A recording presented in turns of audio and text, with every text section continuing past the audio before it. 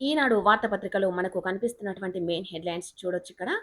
Trump నోట చర్చల మాట, ఆగని బాంబుల మోత అంటూ వార్త కనిపిస్తా ఉంది.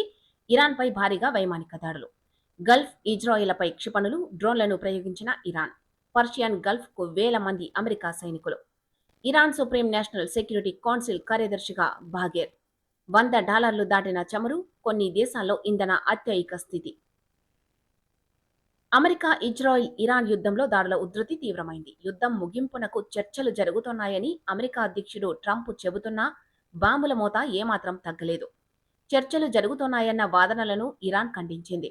25వ రోజైన మంగళవారం అటు ఇజ్రాయిల్ ఇటు ఇరాన్ బాంబుల వర్షం కురిపించాయి. ఇరాన్ లెబనాన్లపై ఇజ్రాయిల్ వైమానిక దాడులతో విరుచుకుపడింది. గల్ఫ్ దేశాలతో పాటు ఇజ్రాయిల్పై ఇరాన్ క్షిపణులు డ్రోన్లను ప్రయోగించింది. మరోవైపు పర్షియన్ గల్ఫ్ దిశగా వేల మంది అమెరికా సైనికులు తరలుతున్నారు.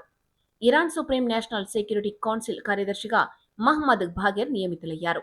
ప్రధాని మోదీతో ట్రంప్ ఫోన్లో చర్చలు జరిపారు. పశ్చిమాసియా పరిస్థితిపై చర్చించారు. చర్చలకు ఆతిథ్యం ఇస్తామని పాకిస్తాన్ ప్రకటించింది. పశ్చిమాసియా యుద్ధం ముగిసే సూచనలు కనిపించకపోవడంతో ముడి చమురు బ్యారెల్ ధర మళ్లీ $100 దాటింది. ఇక హార్మోజుపై దృష్టి, ప్రధాని మోదీకి ట్రంప్ ఫోన్, పశ్చిమాసియాలో శాంతి స్థాపనకు మద్దతిస్తామన్న ప్రధాని. చమురు రవాణాకు కీలకంగా ఉన్న హార్మోజ్ జలసంధిపై భారత్, అమెరికా దృష్టి సారించాయి. ఇందులో భాగంగా ప్రధాని నరేంద్ర మోదీకి అమెరికా అధ్యక్షుడు డొనాల్డ్ ట్రంప్ ఫోన్ చేశారు. పశ్చిమాసియా పరిస్థితిపై ఇద్దరు నేతలు చర్చించారు.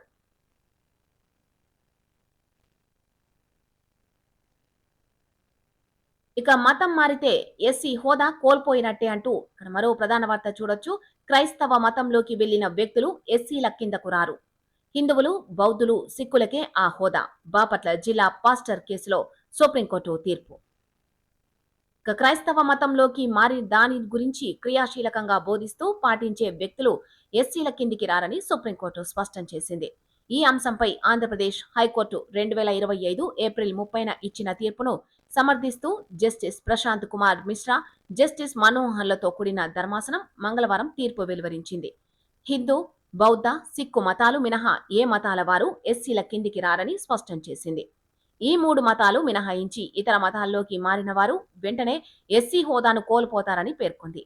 షెడ్యూల్డ్ కులాల వ్యక్తులు క్రైస్తవంలోకి మారిన రోజే ఎస్సీ హోదా కోల్పోతారంటూ హైకోర్టు ఇచ్చిన తీర్పును సవాల్ చేస్తూ బాపట్ల జిల్లా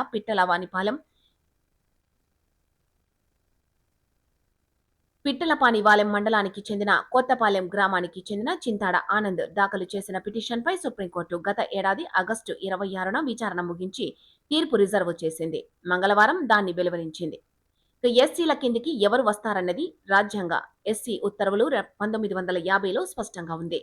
ఆ ఉత్తర్వుల్లోని క్లాజ్ 3లో పేర్కొన్న మతాలు మినహాయించి మిగిలిన ఏ మతంలోకి మారినా పుట్టుకతో సంబంధం లేకుండా ఆటోమేటిక్ గా ఎస్సీ హోదా పోతుందని వెల్లడించారు. ఈ 3 నిబంధనలు పాటిస్తేనే సొంత మతంలోకి తిరిగి వచ్చినట్లు. ఎవరైనా ఒక వ్యక్తి రాజ్యాంగ షెడ్యూల్ కులాలు ఉత్తర్వులు 1950లోని క్లాజ్ 3లో లేని మతాన్ని స్వీకరించి తిరిగి హిందూ, సిక్కు, బౌద్ధ మతాల్లోకి మారాలనుకుంటే 3 నిబంధనలను తప్పనిసరిగా పాటించాలి. అందులో ఒకటి, తాను క్లాజ్ 3లో పేర్కొన్న కులం వ్యక్తినని స్పష్టమైన ఆధారాలు చూపాలి. ఇక రెండవది, తొలుత స్వీకరించిన మతాన్ని పూర్తిగా త్యజించినట్లు తన వాస్తవ మతంలోకి మళ్లీ మారానని చెప్పడానికి విశ్వసనీయమైన బలమైన ఆధారాలు చూపాలి.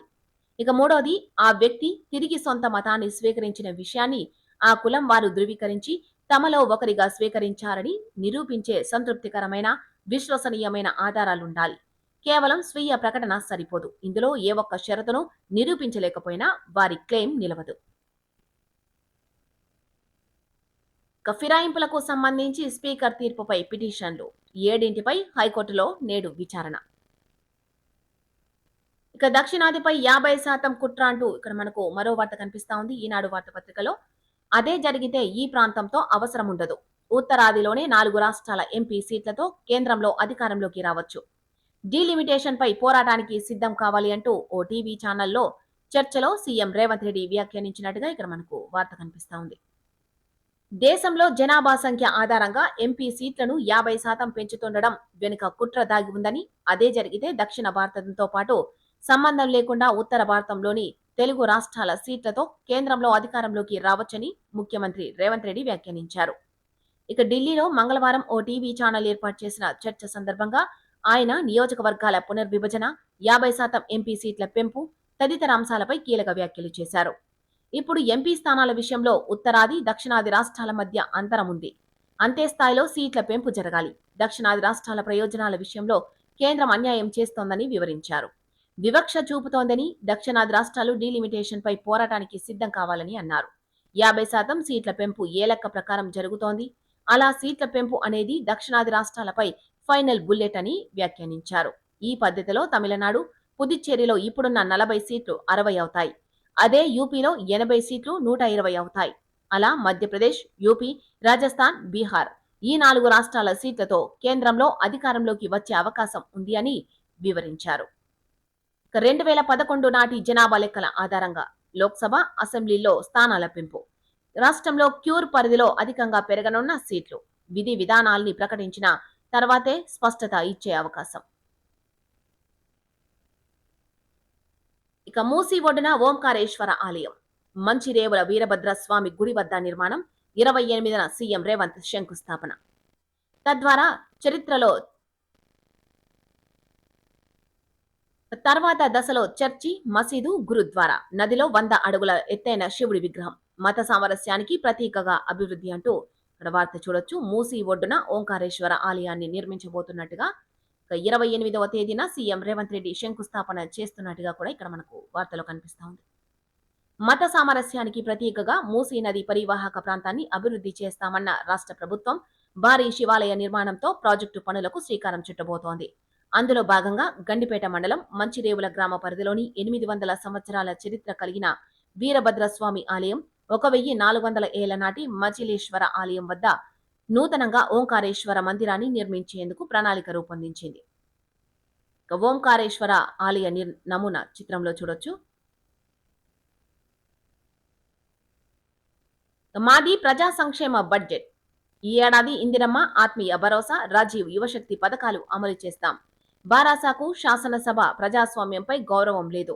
ప్రభుత్వ పథకాలను చూసి ఓరవలేకపోతోంది అంటూ శాసనసభ మండలిలో బడ్జెట్పై సమాధానమిచ్చిన డిప్యూటీ సీఎం బట్టి విక్రమార్క.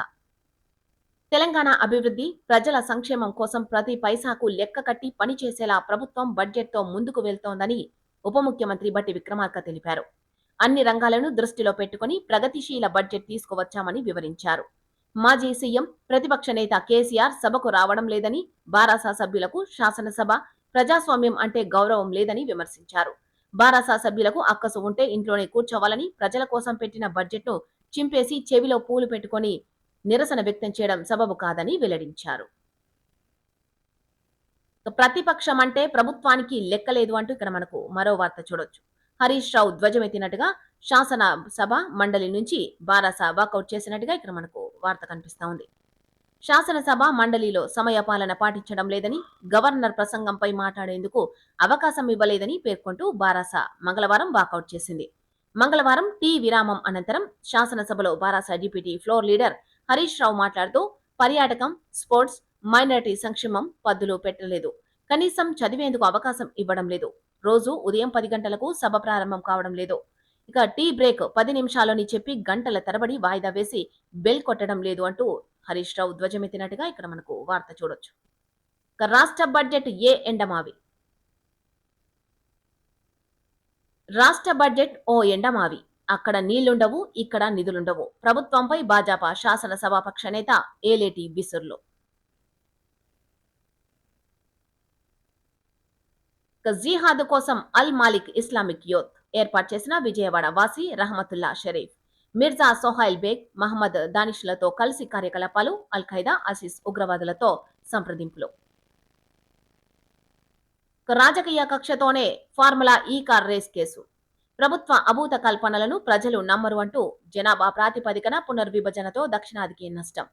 టీడీఆర్ అతిపెద్ద కుంభకోణం. మీడియాతో ఇష్టాగోష్ఠిలో కేటీఆర్ వెల్లడి. తనపై రాజకీయ కక్ష సాధింపు చర్యలో భాగంగానే ఫార్ములా ఈ కార్ రేస్ కేసును మళ్లీ తెర మీదకు తెచ్చారని బారాసా కార్యనిర్వాహక అధ్యక్షుడు కేటీఆర్ ఆరోపించారు. తనపై ఉన్న కోపంతో అధికారులను వేధించడం తగదని అన్నారు. అసెంబ్లీలోని బారాసా ఎల్పీ కార్యాలయంలో మంగళవారం ఆయన మీడియాతో పలు అంశాలపై ఇష్టాగోష్ఠిగా మాట్లాడారు. 6 గ్యారంటీలకు చట్టబద్ధత కల్పించాలన్న డిమాండ్పై బారాసా తెస్తున్న ప్రైవేటు బిల్లు నుంచి ప్రజల దృష్టి మళ్లించేందుకు మళ్లీ తెరపైకి ఫార్ములా కేసు ఛార్జ్ షీట్ తెచ్చారని పేర్కొన్నారు. గ్యాస్ కొరతపై పార్టీ ఎమ్మెల్యేలు ఎమ్మెల్సీలతో కలిసి గన్ పార్క్ వద్ద ప్లకార్డు పట్టుకుని నిరసన తెలుపుతోన్న కేటీఆర్. Rakesh Varma to Rohit Reddy via Abhishek Singh. ఏజెంట్ల ద్వారా మత్తు పదార్థాలు పంపుతోన్న Rakesh Varma Rohit Reddy farm house drugs కేసులో తొలి రోజు కస్టడీ. ఆధారాలతో పోలీసుల ప్రశ్నలు, ఎక్కువ ప్రశ్నలకు నిందితుల మౌనం. శంషాబాద్ ఠాణాలోకి వెళ్తోన్న మాజీ ఎమ్మెల్యే రోహిత్ రెడ్డి, రితేష్ రెడ్డి, నమిత్ శర్మ. బారాసా నేత మాజీ MLA pilot Rohit Reddy farm house లో డ్రగ్స్ పార్టీ కాల్పుల కేసు దర్యాప్తులో నిందితుల చుట్టూ ఊచ్చు బిగిస్తోంది. డ్రగ్స్ పెడ్లర్లు, వారి సహాయకులుగా పనిచేసే వారితో నిందితుల్లో కొందరికి నేరుగా సంబంధాలున్నట్లు బయటపడుతోంది. కేసులో 3 ప్రధాన నిందితులైన రోహిత్ రెడ్డి, ఆయన సోదరుడు రితేష్ రెడ్డి, ఢిల్లీ వ్యాపారి నమిత్ శర్మల తొలి రోజు కస్టడీలో పోలీసులు ప్రశ్నల వర్షం కురిపించగా 3 నీళ్లు నమిలారు. రాకేష్ వర్మతో నిందితుల్లో కొందరు కాల్స్ మాట్లాడినట్లు పోలీసులు గుర్తించారు. హైదరాబాద్ కు చెందిన ఫెడ్లర్ రాకేష్ వర్మ ఆదేశాలతో అభిషేక్ సింగ్ మరికొందరి నుంచి మత్తు పదార్థాల కొనుగోలు, ఎప్పుడు ఎలా డెలివరీ అయ్యింది, నగదు బదిలీకి సంబంధించి పక్కా ఆధారాలతో ప్రశ్నించడంతో నిందితులు ఎక్కువసార్లు మౌనంగానే ఉన్నట్లు తెలుస్తోంది. రాకేష్ వర్మ నుంచి అభిషేక్ సింగ్ ద్వారా రోహిత్ రెడ్డికి చేరినట్లు పోలీసులు అంచనాకొచ్చారు. ఇక మద్యం మత్తులోనే కాల్పులు. ఈ కేసులో రిమాండ్లో ఉన్న 3 నిందితుల్ని 72 గంటల కస్టడీకి అనుమతిస్తూ ఉప్పర్పల్లి కోర్టు ఆదేశాలిచ్చిన సంగతి తెలిసిందే. వారిని చంచల్గూడ జైలు నుంచి పోలీసులు మంగళవారం ఉదయం 8 గంటల సమయంలో శంషాబాద్ ఠాణాలోకి తీసుకువెళ్లారు.